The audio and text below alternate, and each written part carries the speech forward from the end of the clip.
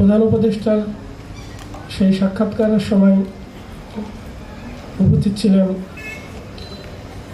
বর্তমান আমাদের এখানে উপস্থিত উপদেষ্টা আসিফ মাহমুদ ভূঁইয়া, নাহিদ ইসলাম এবং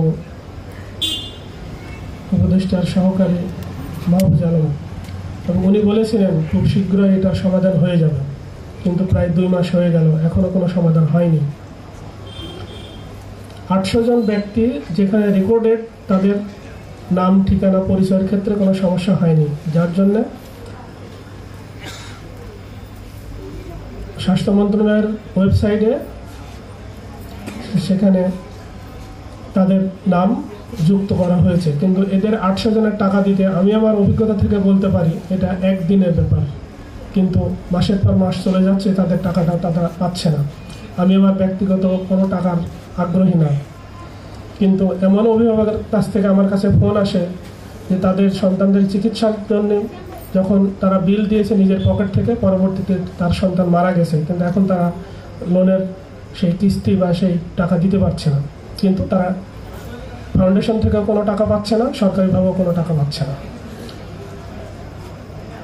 আমি ব্যক্তিগতভাবে আমার সন্তানের নামে একটা ফাউন্ডেশন জন্য দরখাস্ত করেছি, আশা করি খুব শীঘ্রই এটা অনুমতি পাব। এবং আমার ব্যক্তিগত কোনো চাওয়া পাওয়া নেই, কারণ আমার সন্তান যখন শহীদ হয় তখন আমি বলে এসেছিলাম যে আমি বিচার দিয়েছি আল্লাহর কাছে, প্রতিদান চাইলে আল্লাহর কাছেই চাইব। সুতরাং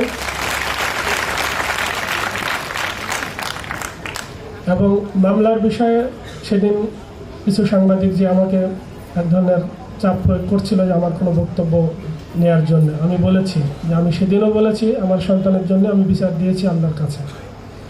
হ্যাঁ, আমার আত্মীয়স্বজনের মধ্যে থেকে কেউ মামলা করতে পারে, এটা রাষ্ট্রের দায়িত্ব যে এই নির্মমতার, এই নিষ্ঠুরতার যেন পুনরাবৃত্তি না হয়, এইভাবে যেন শত শত হাজার হাজার সন্তানের বাবা মা যেন তাদের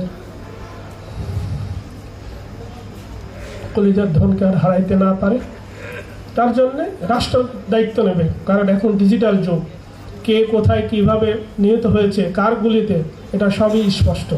এটার জন্য কোনো প্রমাণ নতুন করে আমাকে পুলিশ একদিন টেলিফোন করে বললো যে আমার ছেলের পোস্টমর্টম করতে হবে, আবার নতুন করে লাশ তুলতে হবে। আমি বলছি যে কখনোই না, কারণ আমার ছেলে যদি আপনাদের বিচারে যদি মনে হয় যে পোস্টমর্টম না করলে আমার ছেলে মারা যায় না, আলহামদুলিল্লাহ, আমার ছেলেকে নিয়ে আমি তো সুখেই আছি। কিন্তু এই ডিজিটাল যুগে থেকেও যদি আমাদেরকে আবার সেই ব্রিটিশ আমলের 500 বছর 200 বছর পিছনে যেতে হয়, তাহলে আমি বলছি যে সরি, আমার ছেলের লাশ আমি পুনরায় তুলতে দিব না। এটা আমার আবেগের জায়গা। আমি মনে করি প্রত্যেকটা সন্তান হারা বাবা মায়েরও সেই আবেগের জায়গা আছে। সুতরাং আমি মনে করি যে বর্তমান যারা দেশ পরিচালনায় আছে, কিছুটা ভুলভ্রান্তির কথা বর্তমানে খুবই শোনা যাচ্ছে। এই ভুলভ্রান্তি আমরা চাই না, কারণ যে আবেগ নিয়ে, যে ইচ্ছে নিয়ে দেশটার জন্যে এই নতুন প্রজন্ম আত্মত্যাগ করেছে, তাদের এই আত্মত্যাগকে যারা সম্মান করে না, এই রকমের কাউকেই আমরা ইতে দেখতে চাই না, মন্ত্রিপরিষদ বা উপদেষ্টা হিসেবে দেখতে চাই না। কারণ